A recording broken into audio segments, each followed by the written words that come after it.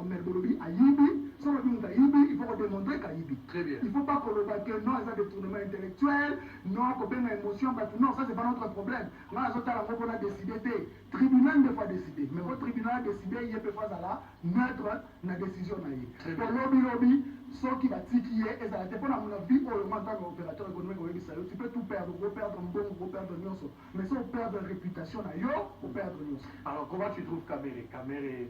Les gens jugent que Kamere a tribalisé même le débat, et dans la audience, Kamere a politisé le débat dans le langage naïf, au moment où chaque fois il s'adresse à la nation comme le chef de l'État, il fait. Est-ce que vous ressentez même que témoin a témoigné d'ailleurs ici, mais Kamere a récupéré un mois, il a explicité le langage. Qu'est-ce qu'il faut éviter? Qu'est-ce qu'il faut vraiment éviter dans ce procès? Surtout pour la population, parce que c'est comme si c'est comme une guérilla, ma province, entre Kivu, le Kasaï. Mais ligne rouge, c'est ce qu'il faut éviter. Qu'est-ce que tu peux donner comme conseil à la population dans le procès? D'abord, par rapport au résultat. Naza membre de l'UNCT, Naza parti, Naza allié à l'UNCT, déjà Naza dans la partie politique, c'est en gestation. Naza Ndekwa Kamere était, Naza proche à Kamere était, Naza peut Moutaï de pester. Mais ce qui est notable, c'est la télévision de Yezali Koleka. Moi je pense, hein, objectivement, moi je pense que Kamere Koutou Nazali ko ça la preuve, vous avez démontrer qu'il y a homme d'État. Ça je vous le dis sincèrement. Il y a des gens pour protéger non seulement l'institution présidence de la République, mais qui fait que Azana rancune de la Batouana, la témoin, Azali ko témoigner ma contre. Azana m'a retenu mon robot. On les a dit perception dans maï. Et quand ça n'a fauché, mais ça dit analyse personnelle dans maï. On a considéré comme objectif. Là, on a dit que ça m'a retenu mon robot. Peut-être qu'on a besoin de changer l'île. Mais ce sont par contre les témoins. Ne pas là qui s'accueillent, parce qu'il y a un problème personnel dans Moutouana.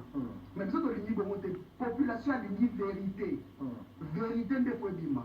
Et ça a été que tu condamnes Moutou injustement ou tu condamnes Moutou sans preuve. Parce que le droit, et ça va preuve, ça pour bénéficier de la présomption d'innocence. Mingue Salami, Lelo, na Moutou Yabatou, parce que vous savez déjà en tant que Mouyibi, famille n'a été exposée, va témoigner, ma bébé les alliés au salama. Et ça allait le remonter à la montée avant que le procès au ici. Mais moi je pense qu'il y a un lobby jusque-là, la défense n'a eu, il y a des alliés pour la qui s'accueillent mature, ça la preuve de maturité, on est alliés. Très bien, merci beaucoup à les aïnés Moutalobi, mais caméra, on a Jamal, pas on a caméra. Il y a beaucoup de choses autour de ça. On a vérifié ma Massaro, ça c'est une information que je vous donne en passant.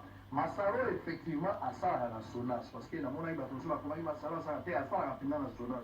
À côté de la SONAS depuis 2007 ou 2008, si je ne m'abuse pas par rapport à Kent Nassali. Parce que notamment, on a sur place, Pétirel Namoutuka. Donc, Massaro a ça à la mais, moi, Massaro a vu par rapport à l'immeuble, tout le monde a sombi, et ça incompatible. Les places, moi, mon lit, et ça iskawal. Massaro Azali, mon kondiami, balena. Agence automobile dans l'agence à Bombeza côté à Kin Express ou dans boulevard au côté de Kin Express côté à Planète J déplace Masala Sala Rangola moto ya mibale mokonzi ya liboso azali za ya mibale bazwaka à peu près 1800 1600 dollars le la salaire celui qui tient la mokonzi to tient 1500 dollars de salaire ya Masao à la moyenne si vous autres tient 1500 dollars celui qui Masao a coûté na année mobimba a resolver 18 000 dollars celui qui tient 10 ans à 180 000 dollars Masao a la moitié azape lenge nde tomoni na baconseil azopesa mwa mbongo mituka mpe atalo azosomba mbongo ye abomba ekonzo ya boni ata azokenza basentima lokola mokongo mbongo nini oyo azobomba mpo ya kovuma immeuble ekoleka ye million place wana mituni eza mwa ebele ata osali ekonzo ya ndenge nini okoka kobomba mbongo modele wana te po soso amelaka mai asubaka te donc à un certain moment il faut kotala mwa baparamètre ya biloko oyo asomwa ebele tokotala lobi mais lelo na pokwa kozanga te maître Gabriel Lwemba kozapa natanga ya bino na communiqué avant tozwa likambo ya suka makambo ya IDPS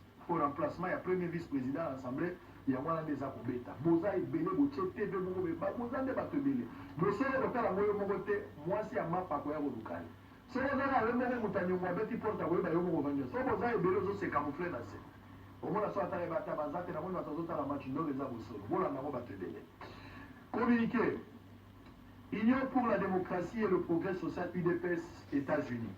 Communiqué de presse de la fédération l'UDPS États-Unis, position de la fédération de l'UDPS États-Unis face à la situation qui provoque actuellement au sein du parti. Le dimanche 31 mai 2020, la fédération de l'UDPS États-Unis a tenu de 20h30 minutes à 23h30 minutes une réunion extraordinaire au cours de laquelle diverses suggestions des membres ont été harmonisées afin de ressortir la position officielle de la dite fédération sur la situation actuelle des méfiances qui prévaut au sein de notre cher parti de l'UDPS.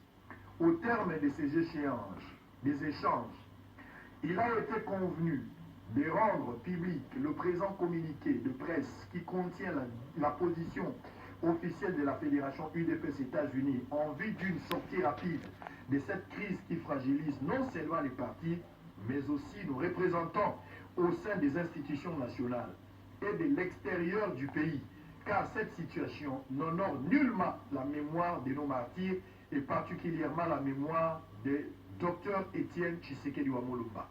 Cependant, à travers le présent communiqué de presse, la Fédération UDPS États-Unis exhorte les membres de l'UDPS à travers le monde, à l'intérieur comme à l'extérieur du pays, d'utiliser cette crise comme une occasion de mettre de côté nos différends et de nous unir, nous tenir tel un seul homme pour réorganiser notre parti, mettre en avant des stratégies politiques appropriées qui nous permettraient d'améliorer la vie de notre peuple et de nous mettre dans une position plus forte pour gagner les élections de 2023. Recommande le retour au bon fonctionnement des organes du parti par le respect de lois et des textes nous régissant, la Constitution, nos statuts et règlements d'ordre intérieur, regrette profondément et condamne les manœuvres au sein de l'Assemblée nationale ayant conduit à la déchéance du vice-président de l'Assemblée nationale issu de l'IDPS qui torpille les relations d'entente et de coalition entre les plateformes CACH et FCC, lesquelles manœuvres ne sont ni plus ni moins une déclaration de mettre fin à cette décision de nos autorités morales de cheminer ensemble.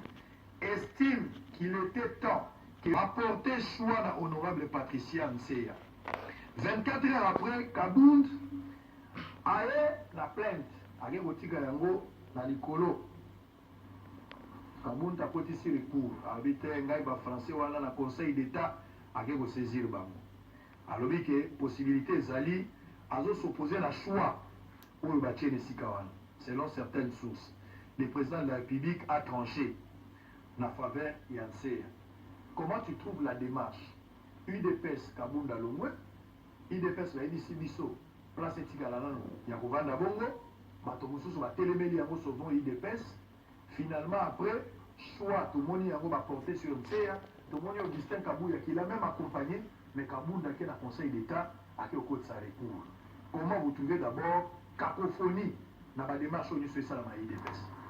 Et ça la passe, parce que UDPS a quand même dans la partie politique, nous sommes à Liboso, actuellement. Donc il fallait servir de modèle, de référence, d'exemple.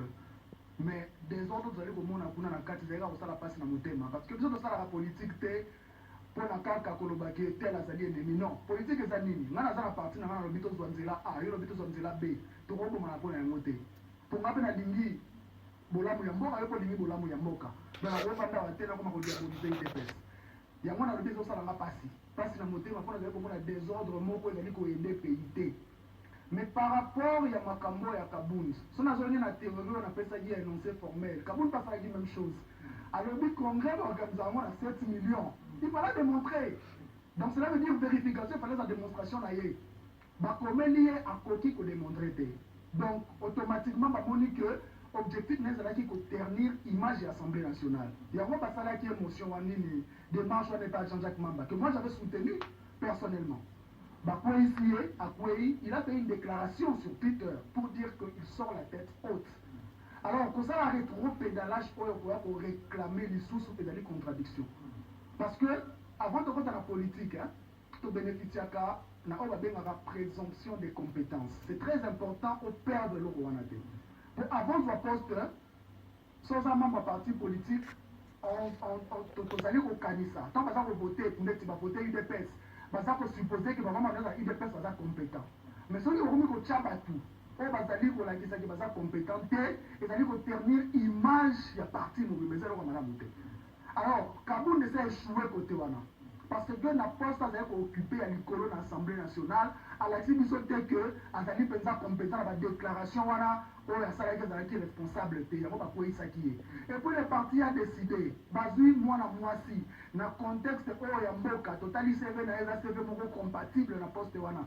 Et puis na contexte ya mboka na biso oyo tozali koluka kotindika bana basi likolo liboso pardon yo oye o contredire ou s'opposer à la démarche à parti pendant qu'on dit que président de la République a outil parti à la tranché et c'est le moment qu'ils ont créé des ordres. Yeah. Moi je pense que à la mobile, à la moutou, à la marche arrière, pour essayer à le baki habiller tête haute, on avait pris acte de démaquiller à continuer dans la ligne. Force du progrès, tout le monde a beaucoup de plus blanche que la neige, mais c'est comme une souka. Force du progrès, malandako, tout le monde a beaucoup boom crash, tout le monde a beaucoup pour tout le monde, ça la cantique, n'a biso bon mesano.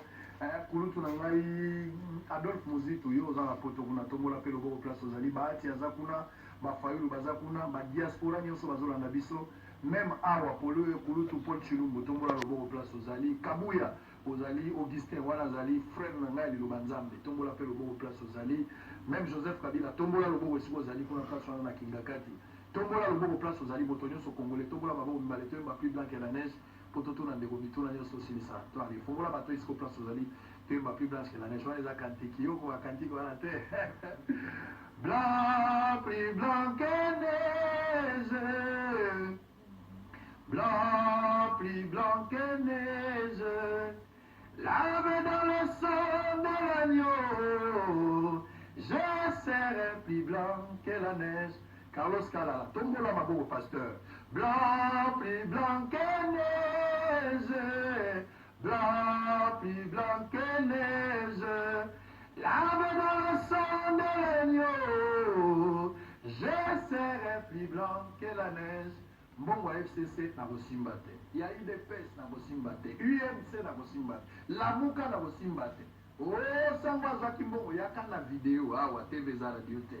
Na bozala pe candidat député te koyoka mabe te koyoka mabe te baoyo bandimi bakende me ngai natikali kaka Valencia mwasi ya Trésor Kalafai nde aza assistant na ngai anniversaire na eza lelo mama joyeux anniversaire na yo esika yo ozali mokanda ya se yango eza procès verbal oyo batie déjà mama se donc ndenge aza wana bandimi candidature na ye na élection tokokende yango ezali donc mokanda yango oyo mokanda ezalaki te mokanda yango.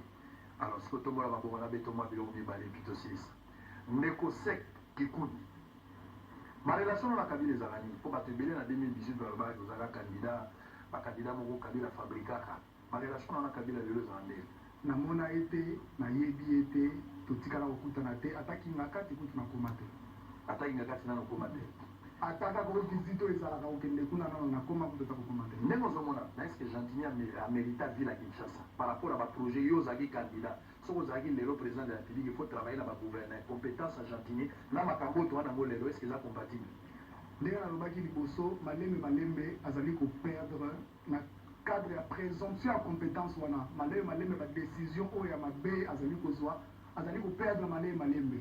Nana perdre nyonso te, akomi déjà na atikali na 60. Perdre ta vitesse. Perdre ta vitesse, atikali na 60% pour à remonter comme likambo ya Vital Kamerhe lobinde ya kosamba ndenge ozomona Vital Kamerhe mpona kosisa likambo est-ce que le président il faut interpeller pena président peut-être l'aligner la président makambo nyonso ego aussi là est-ce que ozomona ngo eza normal babenga chef de l'état est-ce que eza normal na ndenge ozomona soki apporter lumière na justice bakondamne mutu te kaka mpona sentiment to baémotion mpona koplaire population s'il le faut aza mutu aza citoyen c'est le premier citoyen. Très bien. Na sepeli no mingi po ya bilelo ya bamisa yo kozala na biso mwa mingi mingi ozopesa ezosunga congolais moko quelque part mise ekomi na suka merci beaucoup mise ekomi na suka bozalaki ebele ekendaki o Capernaum akutani na bayekoli baye eza bavalencia Kalafai wazolanda biso quelque part ezali bato ebele mpe bao batie tv na bango napesi mbote na bakonzi nyonso bazolanda biso même bapolisier napesi bino mbote basi ya basoda napesi bino mbote lisese ya lelo eza nde conseil naza kopesa bino omoni ke confinement etei yo moto obota lokwa référendum obota na niongo obotaka na nko obota bana na molongo ya son mpe bazotuna babe oza na bana kombio te 8e na ngai ozoka ata soni te 8e na ngai sikoyo comprendre makambo ya kobota esengeli oplanifie po confinement etei yo okomi kopesa bana bakombo ya bandoi yo mokombo me mwana aza na ndoi ya mongala na ya moluba po yo moko oza incapable ya kobokola bana wana il faut kosasime ozwaki kisi ya mbula yo moko ozala na makolo oliaki manga ekosala kaka yo moko minunga eboto mosusu te na butu tozala 19h30 mpe na direct ndeko Gabel Olemba kozala wana botinda bakestion epele est-ce que camere elobi ekozala mfwidi oye ya kobima merci na bino tokutani na 19h pour le même travail bye bye